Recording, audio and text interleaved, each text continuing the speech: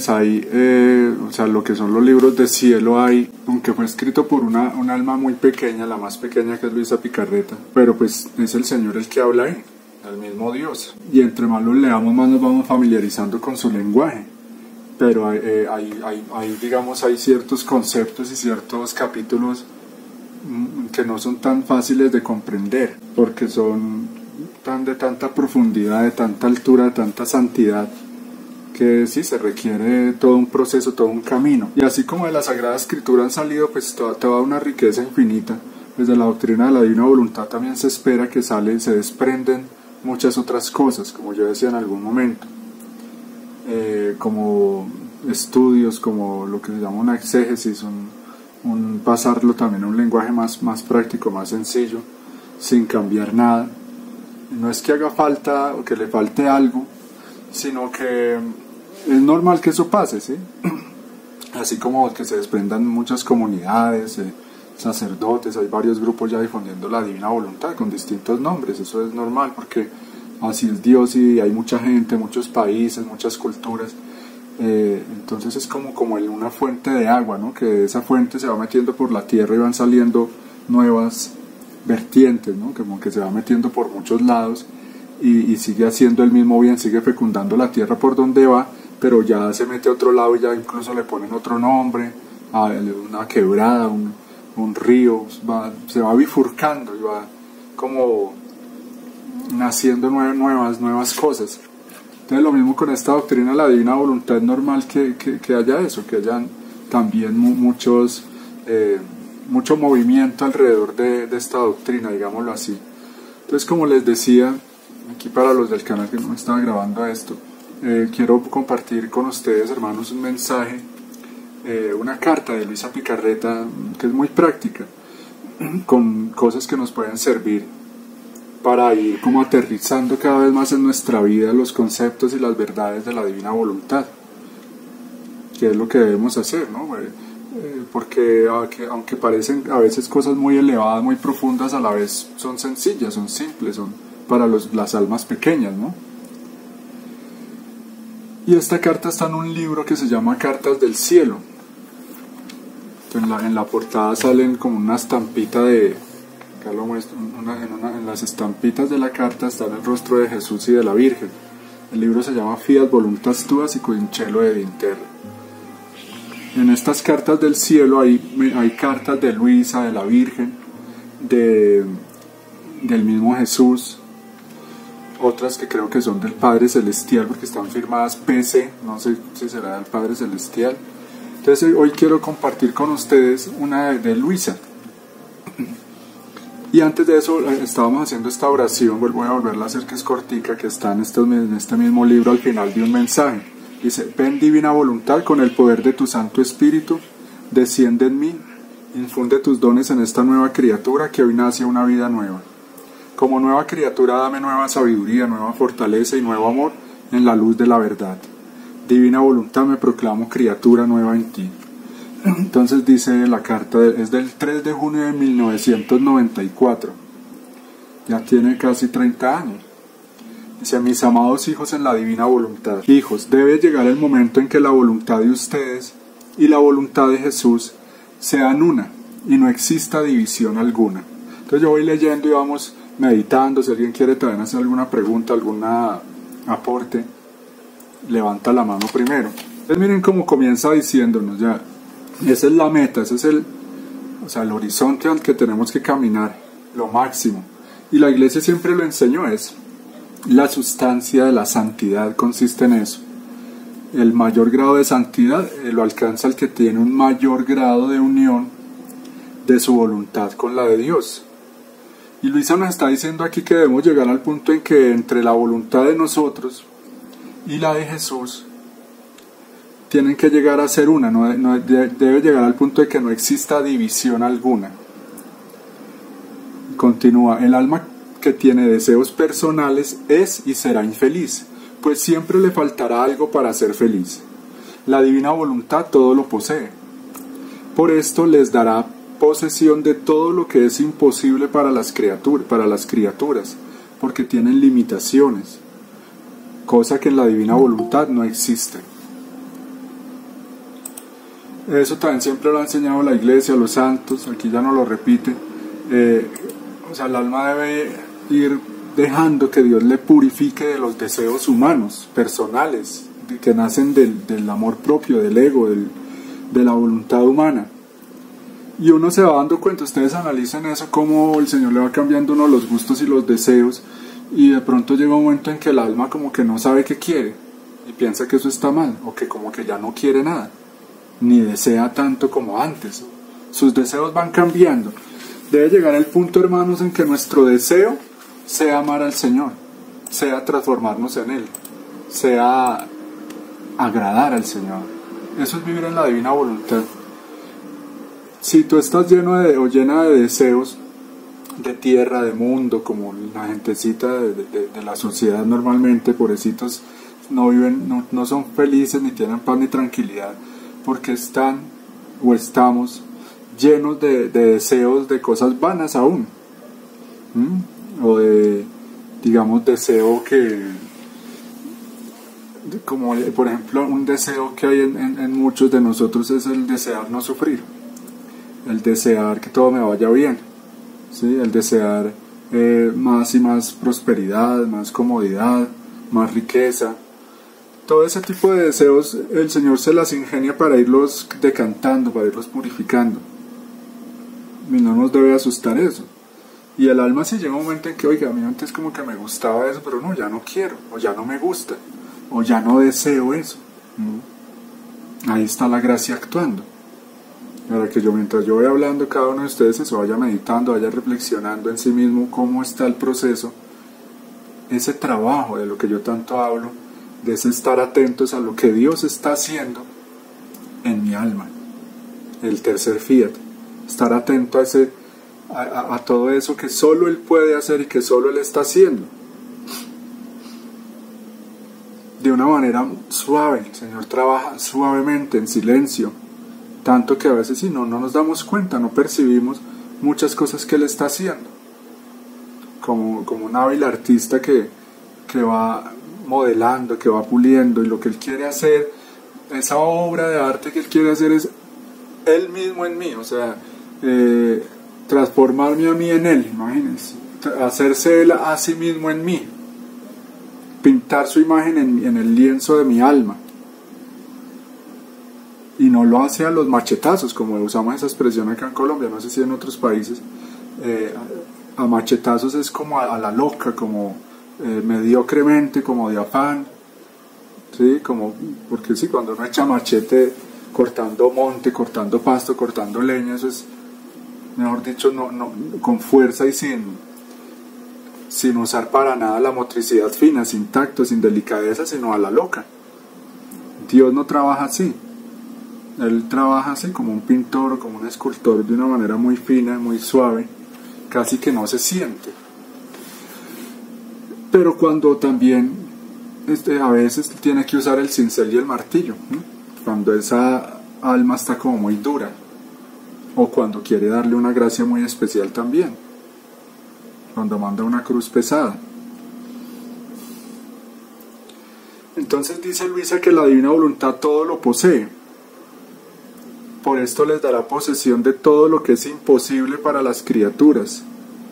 O sea, hay muchas cosas que nosotros no vamos a poder alcanzar, o sea, hablando de las cosas espirituales, no las vamos a poder adquirir nunca por nosotros mismos, por más que nos esforcemos, porque ya aquí se está hablando de una santidad divina y no humana. Ya no es esa santidad de la ascesis, acuérdense para los que no saben, yo lo he hablado varias veces, pero lo repito para los nuevos. La ascesis o la ascética es lo que el hombre hace para alcanzar a Dios, para santificarse. La ascética y la mística. Y la mística es lo que Dios hace por el hombre, por el alma. Entonces podríamos decir, la ascesis es como esos saltos, esos esfuerzos, esas mortificaciones que el alma lucha y hace para como para levantarse y alcanzar a Dios y vencerse a sí misma, que hoy en día nos hace mucha falta eso. Y la mística es lo que Dios hace. Así el alma, por ejemplo, Luisa es muy mística porque en ella Dios hizo la obra. Ella sí respondió, pero en varios santos, cuando es más como el actuar de Dios, lo sobrenatural, cosas milagrosas, que solo Dios puede hacer, entonces eso es místico. Y en nuestra vida debe estar las dos cosas, lo místico y lo ascético, o sea, Dios me habla, yo le respondo, Dios se me ha mostrado, me ha hecho milagros, me ha dado gracias, cosas que no puedo describir, me ha tocado el alma, ahí Dios está actuando de una manera mística en mi vida. Pero en la ascética entonces está que yo tenga una disciplina en la oración, que frecuente los sacramentos, que viva en una lucha continua contra el pecado, que me mortifique. Pero por más que hagamos esas cosas, hay cosas que, vuelvo y repito, que solo Dios puede hacer y lograr. Solo Él las puede hacer. Y solo Él las está haciendo y solo Él las va a hacer. Porque eso no lo ve el hombre moderno, por eso no sabe lo que se está perdiendo, o sea, está ciego, chapaleando en el barrizal de este mundo, pensando que está avanzando y lo que está hundiéndose cada vez más, porque el hombre moderno en su autosuficiencia piensa que ya él todo lo puede y que no necesita a Dios, y no se da cuenta que está en la miseria más absoluta, así esté andando en naves y lo que sea, pero espiritualmente hablando en su alma está en un estado miserable. Está como un indigente que por más que se vista de seda, como dice, como que se vista con lujos y joyas, sigue siendo un indigente. Y cree que lo posee todo y en realidad no tiene nada. Por ejemplo, la humildad, la paz, la alegría, la serenidad, la confianza, esas son cosas que solo Dios le puede dar al alma, por más que se esfuerce. Entonces, si la divina voluntad lo posee todo, ¿por qué anhelamos y buscamos otras cosas que no son la divina voluntad? O sea, ella nos debe llenar, nos debe suplir. Y dice aquí, en la divina voluntad se posee todo. Dice Luisa, tanto que sobra para darles a los demás. Pues no tendrán que copiar las cualidades divinas, sino que serán poseedoras de ellas. Sí, el Señor nos lo quiere dar todo, Él mismo. Poseer a Jesús es poseerlo todo. Hoy, por ejemplo, veía por ahí, estaba viendo cosas en YouTube y me salió un video de una boda de una princesa por allá de Dubái, de gente pues que es muy multimillonaria, esos petroleros, esos árabes, y una boda así súper opulenta. Pero era muy triste la historia porque esa muchacha era hija de él con una mujer que no era de por ahí ni nada, sino occidental, creo que de Inglaterra, que tenía como sangre polaca, algo así. El caso es que esa muchacha no vivió ahí con él y bueno, se fue para Inglaterra y era cristiana, me imagino que católica. Y llevaba una vida así más como los de Occidente, como los europeos.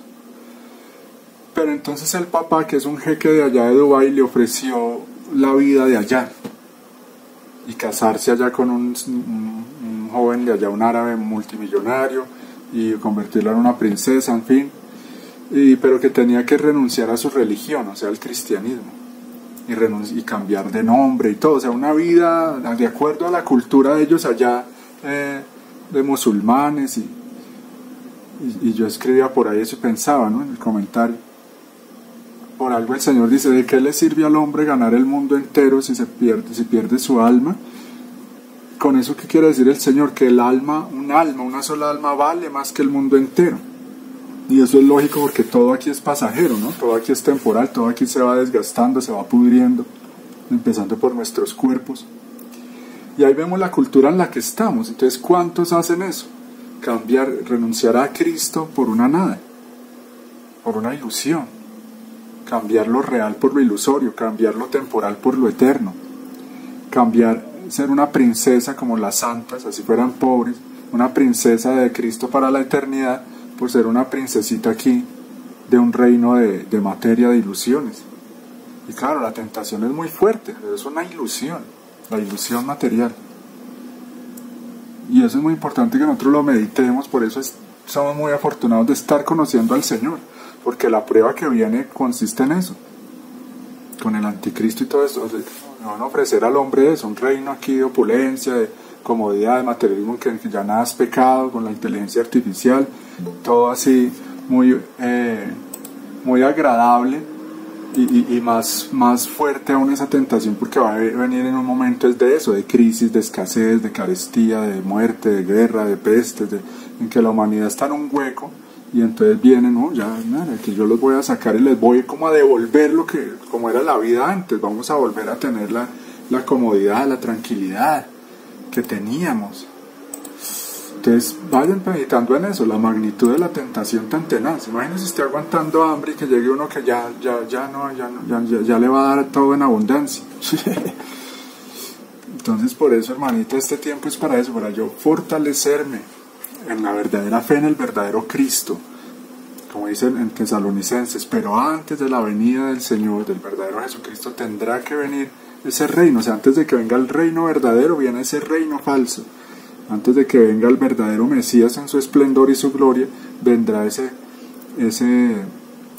impostor a hacerse pasar por el que va a traer la paz.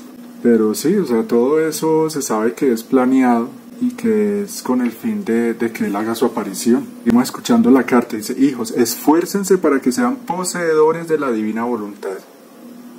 Tiene que haber un esfuerzo en nuestra parte. El 90% ya está hecho, lo hace el Señor. Pero ese 10% que a mí me toca ponerlo, hay que hacer un esfuerzo. Y como dice el Señor en el Apocalipsis, esa iglesia de Filadelfia, que es la de estos tiempos, no tiene fuerza, ¿no? Es débil, es muy cómoda, está muy por el modernismo, por el cambio litúrgico, por toda esa crisis de la iglesia. Somos almas débiles, a las que nos va a tocar enfrentar tiempos muy duros. Y por eso también en este libro hablan varias cartas de que pidan el don de la fortaleza, pedir fortaleza. Entonces, ¿cuál debe ser nuestro esfuerzo para llegar a poseer la divina voluntad? Dice: para esto reparen continuamente, tan continuamente que se fundan con mi Jesús y formen una gran muralla de reparaciones que se convertirá inmediatamente en una defensa para ustedes, una defensa que no se puede traspasar. Será como una inmunidad del alma, que ni el frío, ni el calor, ni la lluvia, ni el viento puede traspasar. Aquí está hablando de frío, calor, lluvia, viento para el alma. O sea, ¿qué es eso? Pruebas, las tentaciones, la aridez, el espíritu del mundo, la persecución, todo lo que pueda venir, las catástrofes. Esto nos confirma una frase del mismo Jesús que está en los libros de cielo, cuando Él dice: si quieres estar al seguro, haz reparación y hazla junto conmigo. Entonces miren, hermanas, esa enseñanza tan importante. Nuestro esfuerzo debe estar como en un olvidarme de mí mismo, para estar pensando en Jesús, reparar, vivir en la reparación es vivir queriendo agradarlo a Él, ¿sí? Queriendo complacerlo a Él. Ese es un esfuerzo, ese es el sacrificio de alabanza del que hablan los salmos. Mi sacrificio es un sacrificio de atención, o sea, estar esforzándome por estar con Él, por estarme acordando de Él. Sí, no sé si a ustedes les había dicho, si no les repito, una enseñanza de Jesús, desde ese acto de mirar a Jesús dentro de mí, porque Él está dentro de nosotros, somos sus agrarios, somos hostias vivas, si estamos en gracia de Dios, si vivimos en su voluntad. Ese acto de yo como adorar al Señor en mi interior, dice que es un acto muy potente que humilla, confunde a los demonios y que alegra a Dios, a los santos, a la Virgen. Nos dice cosas muy bonitas de ese acto como de salir al encuentro de Jesús, que no está solo allá, Señor, ayúdame, o que no está solo allá en los templos, en el Santísimo, allá está de una manera especial, particular, única, real, pero también está real dentro de nosotros, y más si empezamos a poseer más esa sustancia del fiat divino. Entonces, ese acto de yo como mirar al Señor dentro de mí, adorarlo, aquí está, Señor, te amo, como descansar en Él y que Él descanse en mí, como el buscar su rostro en mi interior, buscar esa santa faz dentro de mí. Ahí estoy reparando. ¿Por qué? Porque es espiritual, entonces Él ve eso más que las cosas externas, Él se mueve ahí en ese campo de las almas. Y Él les recoge todo, entonces un suspiro mío ya lo complace a Él, ya lo repara. Por tantos que están suspirando es por las cosas del mundo. Un querer verlo a Él le repara por tantos que ni lo piensan, ni les interesa, muchos que ni creen en Él, ¿sí? por tantos que se han vuelto realmente tontos y estúpidos en su soberbia, como dice San Pablo, en esa soberbia de creer que saben mucho, se volvieron fue necios y estúpidos. Por ejemplo, los ateos, que son realmente eso, ya una gente ya embrutecida por la soberbia que tiene, porque como no pueden ver que detrás de todo hay una inteligencia divina que creó todo. O sea, mejor dicho, yo hablo mucho de eso, critico mucho eso, porque es un estado muy lamentable una persona que se queda creyendo en cosas en las que se requiere más un creer en lo que no se ve. O sea, se requiere más fe aún que creer en Dios, porque se necesita una fe muy ciega para uno creer que de la nada viene el todo, y que de la materia puede salir algo tan sublime como la palabra, el verbo, el espíritu, la razón, el amor. O sea, es algo estúpido. O sea, ¿cómo puedo yo creer que de una sopa química va a salir el amor? Nadie puede negar que el amor exista, que no exista. Nadie puede decir que el amor no existe, o la memoria no existe, o la voluntad no existe. Todo eso existe, los sentimientos, los deseos. Son cosas espirituales que no pueden venir de la materia. Entonces, bueno, volviendo aquí a la reparación, ella nos está diciendo eso mismo. Si yo reparo, si yo vivo en esa actitud de estar con Jesús, de pensar más en el de reparar, estoy al seguro. Dice que forma una muralla que me defiende. Entonces, si estamos en unos tiempos borrascosos de inseguridad, de muchas cosas que nos roban la paz, ¿sí? Entonces, si queremos estar al seguro, seamos almas reparadoras. Y eso y sobre todo eso, estar al seguro en mi propia alma, porque eso, ahí la tentación, ahí está, de volverme un apóstata, de volverme un traidor, de volverme un hereje, de volverme un mundano, un pagano otra vez. O sea, muchos peligros para el alma. No solo es una defensa aquí hablando de que, por ejemplo, si hay una guerra, un terremoto, entonces o que no haya que comer, entonces Dios nos va a hacer milagros para protegernos en el cuerpo. No importa si nos morimos, el Dios no le importan los cuerpos, a él le importan las almas. Entonces aquí todo lo tenemos que entender desde esa óptica de lo espiritual, de lo divino. Seguros en el alma, que es lo más importante, porque ese es el mayor peligro. Los mayores peligros que para los cuerpos, que son muchos, es para las almas que hay ahora, desde jóvenes, desde niños, muchos peligros, porque les quieren robar eso, la gracia de Dios, la fe, robarles la salvación eterna, robárnosla a todos. Por eso tenemos que querer eso, buscar cómo asegurar mi alma, mejor dicho, que mi alma esté segura, segura en Dios, segura en la verdad, segura en la verdadera fe en medio de tanta confusión y apostasía. Y aquí nos están dando el secreto, el medio para estar al seguro es ser almas reparadoras. ¿Qué es un alma reparadora? Una que ama a Dios de verdad, no que se queda utilizando a Dios, no que se queda en un amarse a sí mismo sobre todas las cosas, como pasa hoy en día. Hijos, es lo maravilloso, lo divino de hacer la divina voluntad. Se convierten en hostias vivientes. Entonces, mire, nos recalca también, nos repite, nos recuerda lo que el Señor enseña en la doctrina de la divina voluntad. Su meta, ser Jesús. Hostias vivientes. Hay que meditar en eso. Todo lo que hay en el universo es un reflejo de ese reino espiritual. Entonces, así como yo le decía eso en algún momento, así como en el cielo hay un sol y en la tierra hay otro pequeño sol, que es ese núcleo, que si le quitáramos todas esas capas de tierra que tiene encima sería un solecito. Es puro fuego, ese núcleo solar que está dentro de la tierra.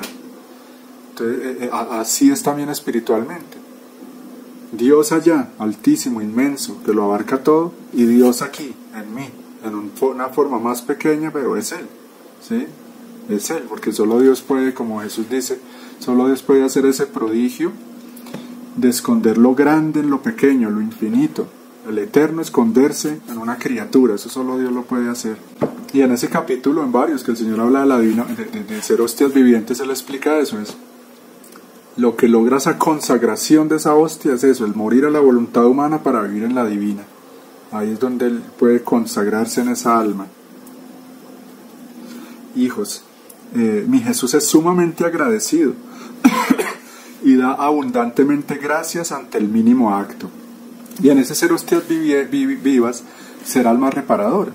Porque ¿qué está haciendo Jesús en las hostias consagradas? Reparar por todos, o sea, darle a Dios Padre el amor que todos deberían darle, pedir perdón, ¿sí? Complacer, equilibrar, aplacar la divina justicia, como cubrir las inmundicias de las criaturas con sus méritos, con su sangre, y presentarnos al Padre como lavados, purificados, justificados. Está abogando, el abogado. Entonces eso, el alma que repara está haciendo todo eso, está haciendo las veces de Jesús ante el mismo Jesús. Escuchen eso tan hermoso. Eso lo he tratado de explicar varias veces. Lo que Jesús hizo ante el Padre, nosotros tenemos que hacerlo hoy ante Jesús, o sea, ser Jesús para Jesús. Porque para los que están nuevos y no me han escuchado esto, si no los otros, les lo repito, el Padre ya quedó contento, quedó satisfecho, quedó aplacado por el sacrificio de Jesús en la cruz y por toda su vida, no solo el sacrificio en la cruz, sino toda la vida de Jesús en la tierra. Glorificó inmensamente y perfectamente a Dios Padre. Entonces por eso Dios Padre le dio a Jesús ya todo el poder, el dominio, que eso está en la Sagrada Escritura, dice, recibió todo el poder en el cielo y en la tierra. ¿Sí? Pero entonces Él es ahora, a la vez que es el abogado, el redentor, el salvador, es el juez. O sea, Jesús es todo, hermano, es Dios. Es Dios, Jesús es Dios. Entonces nosotros, ¿qué tenemos que hacer? Vean la profundidad de eso, ser Jesús para Jesús. Así como Jesús fue Jesús para el Padre. Es decir, así como Jesús amó al Padre por todos, yo amar a Jesús por todos, aplacar su divina justicia por todos, reparar, eso es reparar. Y mi Jesús es sumamente agradecido y da abundantemente gracias ante el mínimo acto. Escuchen eso, ante el mínimo acto. Eso es conocerlo, eso es vivir en la divina voluntad, ser conscientes de que a Él no se le escapa nada, hermano. Eso es conocer y es hermoso, es hermoso. Es hermoso saber eso y vivir así, vivir con esa confianza de que yo me muevo en Él, ¿sí? De que yo vivo en Él, de que mis respiros, mis lágrimas Él las cuenta. Así es Dios, de grande y de tierno a la vez, de amoroso, de perfecto. Imagínense, como dice el mismo Señor, si sabe cuántas gotas de agua tiene el mar, si sabe cuántos pelos tiene cada persona en la cabeza, que son cosas materiales que no le importan tanto, ¿qué será de lo que sí le importa? Que son los actos de amor, que son las intenciones divinas, que son los sufrimientos de sus hijos, que son las lágrimas de sus hijos, que son los actos, las ofrendas, los te amo que le pueden ofrecer sus esposas, su iglesia. Eso sí que lo cuenta más aún, imagínense si no. Y qué bueno que sea así, porque a mí me da, sobre todo cuando uno es tan pecatado y sin confesarse, le da una esa sensación de que, o sea, de que Dios no está, como estar alejado de lo que trae la culpa, ¿no? El sentirse culpable, la culpabilidad, la culpa mata al alma, la culpa es lo que el diablo quiere que el hombre tenga. Y por ahí andan muchos así, se sienten culpables, o son culpables, pero como no se confiesan, entonces no botan ese bulto que en lo que se convierte la culpa en el alma. Eso hace que el hombre pierda la confianza con Dios. Entonces es horrible esa sensación de que como que se sale uno de la presencia de Él, que Él no me escucha, o que pues, no soy digno ni siquiera de nombrarlo. Todo eso lo quiere el demonio, ¿no? Siempre confiar en que es más grande su amor, ¿sí? Que su amor es más fuerte, más potente, más poderoso que todos los peores pecados que alguien haya podido cometer. Y eso lo decía algún santo, o sea, puede ser la persona más mala que ha existido, pero si se arrepiente y cree en Él, es que ese es el problema, creer en Él, que muchos no creen en Él, en el Divino Salvador, que creer en Él. Si yo creo en Él, entiendo que todo eso, por más pecado que sea, es lo que decía a lo que iba era eso, que es como una paja que se arroja en una hoguera inmensa de fuego. Así tenemos que ver eso, el mal, el pecado, todo este reino de tinieblas es nada en comparación a Dios, son cosas que Él permite para enseñar a la humanidad para la eternidad. Por eso, hermanitos, yo les invito a eso, veamos todo ad eterno, o sea, desde la eternidad, y eso nos va a dar fortaleza para las pruebas. Todo aquí se acaba. Son instantes, pero tengamos la mirada puesta en lo eterno, lo que va a durar para siempre, que es la felicidad, la fiesta, el domingo sin ocaso, las bodas del Cordero, la felicidad verdadera. Porque si yo tengo la mirada puesta aquí en lo temporal, bueno, entonces dice, aquellas almas en que la voluntad humana va desapareciendo para renacer la voluntad divina, reciben todo el amor de mi Jesús, y Él las ama tanto que esa potestad que los sacerdotes tienen para consagrar en las hostias sacramentales, en las almas que viven en la divina voluntad, mi Jesús se reserva esa potestad, y Él mismo en cada acto que el alma haga en la divina voluntad, Él la consagra para sí mismo. Esto lo hace mi Jesús porque las almas de su voluntad sufren más y se sacrifican más que las que no viven su voluntad. Miren eso tan tremendo, que confirma también las enseñanzas de los libros de cielo, cuando el Señor enseña muchos capítulos en los que Él habla de la potencia de sus actos que se hacen en la divina voluntad. Y cada acto, miren, cada acto el alma, el Señor quiere transformar cada acto como en una vida de Él, en una hostia viva. Consagra ese acto, lo diviniza, Él mismo lo hace. Acuérdense lo que les explicaba en las últimas clases sobre la Santa Misa, que cada acto mío sea una pequeña misa, sea una vida de Jesús, en que se repite todo. O sea, es que la divina voluntad es como si tiene el poder de que en todo está todo, lo hace todo. Como un ejemplo para que me entiendan, yo miro un átomo, si lo pudiera ver, una célula, y ahí está condensado el universo. Ahí está el reflejo de la Trinidad, está como el todo ahí, ¿sí? O lo que sabemos, por ejemplo, el ADN, que es algo, una muestra microscópica, y ahí está toda la información de esa persona, ¿sí? Entonces, así es, o sea, como en lo pequeño, ya está todo ahí. En cada acto mío, por pequeño que sea, está todo ahí. El amor de Dios, su poder, los tres fiat, ¿sí? Jesús viviendo ahí, es una cosa impresionante, pero imaginen lo que les explicaba el otro día, que de mí sea un árbol de Jesús mi vida, que de mí salgan frutos, y esos frutos son vidas divinas de Jesús. Eso es lo que ella está diciendo acá. Mire cómo Jesús se reserva esa potestad de que en el más mínimo acto que haga el alma en la divina voluntad la consagra para sí mismo. Y también nos dice que esas almas sufren más y se sacrifican más. ¿Por qué? Porque ya Dios también en la divina voluntad va haciendo eso, va ensanchando la capacidad del alma, la va transformando en Jesús. Entonces ya el alma, claro, sufre más. ¿Por qué? Porque ya no sufre por estupideces o por pequeñeces o por cosas de criatura o por cosas del yo, por cosas del cuerpo solamente, sino que empieza a sufrir por la iglesia, ¿sí? Por las almas, porque Dios no es amado, no es conocido. Entonces, claro, sufre más que el común de la gente, pero es un sufrimiento divino, es un sufrimiento que a la vez es consolador, porque yo sé que con ese sufrimiento estoy acompañando a Jesús, ¿sí? Jesús ya no está sufriendo solo. Entonces es un sufrimiento, como le pasaba a Luisa de los Santos, que se convierte como en un alimento para el alma. Claro, ama más, sufre más, vive más. Ama más, sufre más, vive más en la divina voluntad. Hijos, el amor de ustedes se está fijando en el amor divino. Se está abandonando en el divino. Hijos, el amor de ustedes se está fijando en el amor divino. Se están abandonando en el divino querer, y mi Jesús se está abandonando, Él en ustedes. Entonces eso es un fundirse el uno en el otro, fusionarse, vivir en la divina voluntad. Es eso, como explica el Señor, como un agua que sale de dos fuentes diferentes, pero al fundirse en un mismo recipiente ya no se sabe cuál era el agua del uno y del otro. Así que la vida de Jesús y la mía se fundan en una sola hasta que ya no se sepa cuál era, ¿sí? ¿Cuál es cuál? Solo una vida, la misma vida de Él. Eso es lo que el Señor quiere.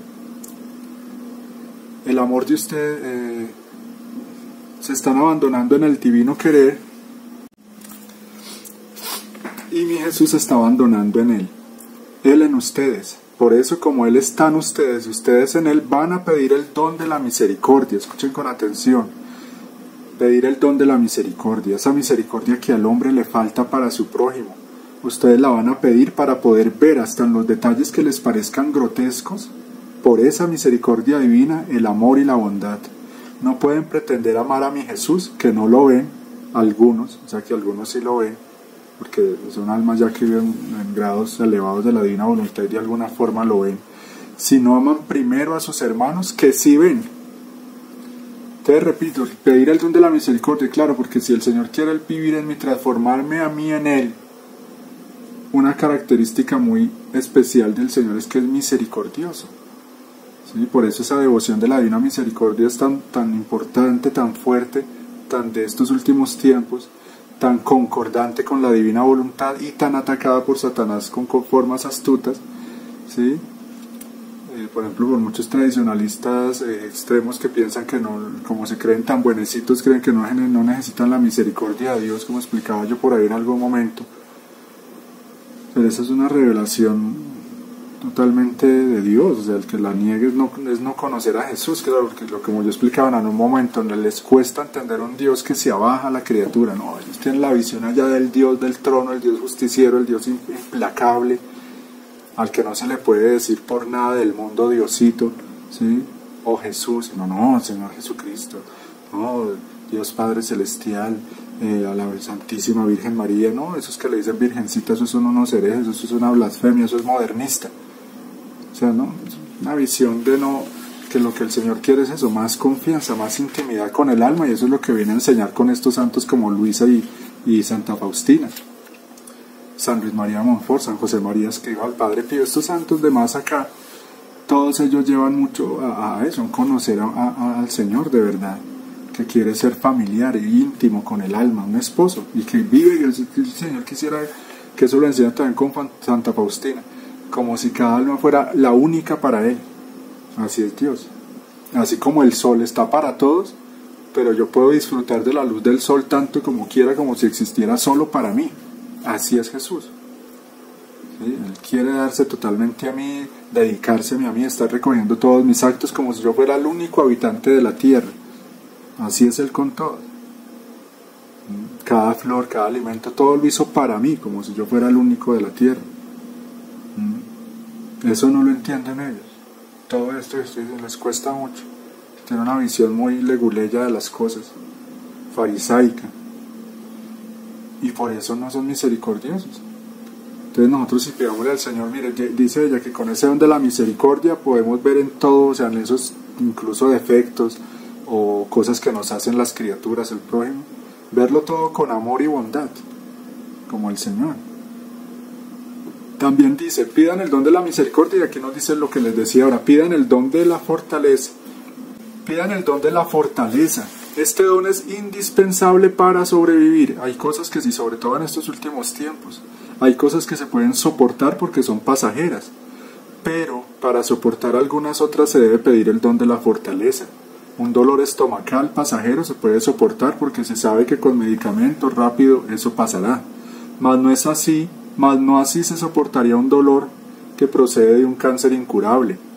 Para eso se necesitará el don de la fortaleza. Y como ustedes son hostias vivientes, así tendrán que dar. Y para dar lo que se les va a pedir deben poseer el don de la fortaleza. Hijos, hoy ustedes son flores que después de estar ocultas reflejan la belleza de los indescriptibles colores. Así es que mi Jesús está dejando mostrar todo lo bello que ustedes tienen escondido. Les amo y les protejo constantemente.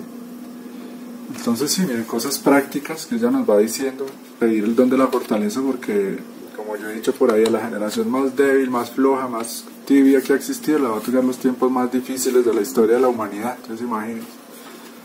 Pero en el ser humano hay eso, lo que llama la resiliencia, cuando uno ve, cuando la gente está, así estemos como adormecidos ahora, por el materialismo, la comodidad, el pecado, en fin, la tecnología.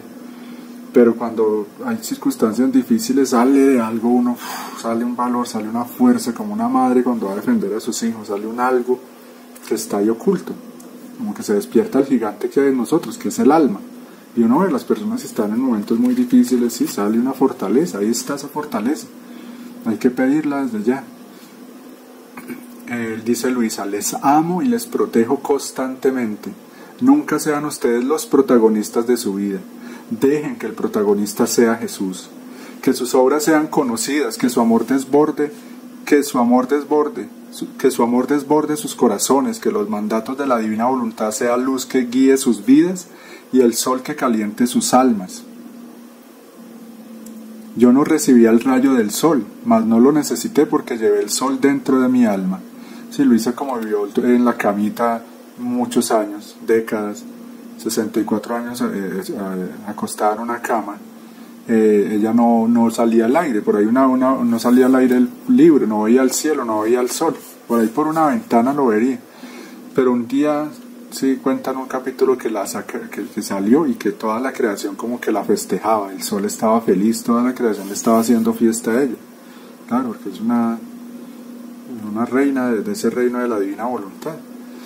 Pero mire lo que dice, yo no lo necesité, el sol físico, porque llevaba el sol dentro de mi alma, ¿verdad? No necesité del alimento, porque el alimento está conmigo. Para los que no saben también, Luisa duró también creo que esos 62 o 64 años alimentándose solo de la Sagrada Eucaristía. Así serán ustedes, no en el grado igual a la esposa de la divina voluntad. Claro, eso hay que entenderlo, yo lo había explicado, ya es cabeza de misión, como dice el Señor, lo explica en uno de los capítulos. Ella es una madre, es la esposa de la divina voluntad, entonces ella vivió cosas en un grado muy fuerte, muy alto, como una mamá, y ya a nosotros nos toca a sus hijitos más suave, como recoger más bien esa herencia que ella adquirió. Porque hay gente que puede pensar eso y no vivir en la divina voluntad, entonces mira Luisa lo que le pasó, ¿será que me va a pasar eso? No sé qué, entonces pueden haber ese tipo de pensamientos, pero no, aquí ella misma nos explica que hay grados, entonces no en el grado igual que a mí, nos dice, pero sí cuando no haya sol no lo necesitarán, cuando no haya alimento podrán sobrevivir. Por eso pidan el don de la fortaleza para que en el divino querer sean fuertes en todo momento. Miren lo que nos está diciendo ahí, en otras partes también ella, lo que son las cartas, ella escribió varias cartas, las cartas de Luisa, que esas sí las escribió estando en vida, estas son ya dictadas estando ya en el cielo. Ahí ella explica eso, que en la divina voluntad del Señor si es necesario hará milagros, digamos también para ayudarnos en lo material. Pero sí, si uno está lleno de la divina voluntad, que es la esencia, la sustancia de todo, pues debe suplir a todo. Con esa fe debemos prepararnos, seguir caminando con esa confianza y con esa fe de que para Dios no hay nada imposible. Bueno, decía que aquí ya termina la carta diciéndonos eso, pidan el don de la fortaleza para que en el divino querer sean fuertes en todo momento.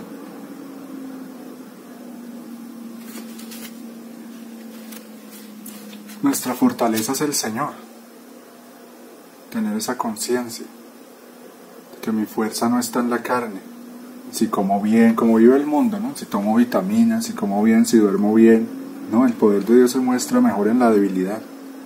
Mi fuerza es Él, tenemos que tener ese conocimiento y esa fe, vivir según esa verdad. Y como decía, no sé cuándo salga este video, seguramente en momentos en que por algo el Señor me puso a leer esta carta, necesitan y necesitamos mucha fortaleza. Él es la fortaleza verdadera, no es el dinero, no son las armas, no es las cosas humanas. Y en la Biblia lo dice, o sea, antes los que ponen su fuerza en esas cosas, en la carne, van a ser humillados, derrotados, confundidos, van a ver que eso no era. La verdadera fuerza es el amor de Dios, que ahora pareciera lo contrario. Sí, la iglesia está en eso, como atada, como en debilidad, como humillada, confundida, nosotros como haciendo todo con las uñas, pobremente, con debilidad. Hay un cansancio, hay miedos, hay inseguridad, hay escasez, hay como un ir contra la corriente, para los buenos, para los de Dios. Mientras que para los hijos de las tinieblas, para los lobos, pareciera lo contrario. Parece que tienen la fuerza, tienen las armas, tienen el poder, tienen los medios, tienen la plata. Su plan les está saliendo tal cual. Pero ya se va a ver. Como dice la palabra de Dios, Dios se burlará de ellos. Se burlará de esos poderes de este mundo. Bueno, entonces la carta termina con esta oración. Yo la voy a poner ahí, la voy a poner en la parte de la descripción de este video de YouTube, para que la puedan copiar y la puedan imprimir, la puedan hacer, porque es una oración Aquí en este libro hay muchas oraciones bonitas de la divina voluntad, completas. Entonces vamos a hacerla. Dice: divina voluntad, fuego bendito, quema mi alma y graba en ella tu santa voluntad. Tú enamoras los cielos, ante tu belleza los coros celestiales se rinden. Y yo, pobre criatura, con tu voluntad me fortalezco y me raptas, me enamoras, me seduces, me traspasas con tu amor. Tu voluntad me mantiene puro, bello y fuerte, ya que tengo tu pureza, tu belleza y tu fuerza. Encanto de mi vida, ráptame y llévame a tu reino. Divina voluntad es la sangre que alimenta mi alma. No puedo vivir sin ti. Mi alma se debilita si no te tengo. Vida de mi vida, alma de mi alma, no puedo vivir separado de ti. Fluye a través de mi ser, que no es mío sino tuyo, porque hoy me entrego y consagro a tu santísima y divina voluntad. Redención del género humano, divina voluntad, mírame postrado ante tu altar. Quiero vivir estrechamente unido a ti hoy, siempre y por toda la eternidad. Me has dado a probar las delicias de tu voluntad, alabado seas. Divina voluntad, te pido este día por los pródigos que te han abandonado. Toma mi amor, toma el altar de mi alma, hazlos volver pronto a tu voluntad, hazlos volver al puerto de la verdad, para que bajo la sombra de tu divina voluntad seamos pronto un solo rebaño. Amén. Dice: ven mi Jesús, lléname, lléname con el poder de tu espíritu, ven, hiéreme, hiéreme con la lanza de tu amor, graba en mí con el fuego de tu amor tu pasión permanentemente, que tu pasión sea el modelo de mi vida. Que tu pasión, estas oraciones a la vez hay muchas enseñanzas, ¿no? Son para meditarlas y hacer, son actos. Más que una cosa para leer y repetir, son actos que se hacen. Por ejemplo acá, miren lo que se le pide al Señor, dice: que tu pasión selle permanentemente mis oídos, mi boca, mis ojos, mis manos, mis pies, en fin, que tu pasión selle toda partícula de mi ser, para que por ella y en ella modelemos, hablemos, escuchemos y forjemos hijos nuevos, modelos de tu amor. Es decir, el alma revestida de esa pasión de Cristo, que vive en la divina voluntad, le ayuda al Señor a modelar hijos nuevos.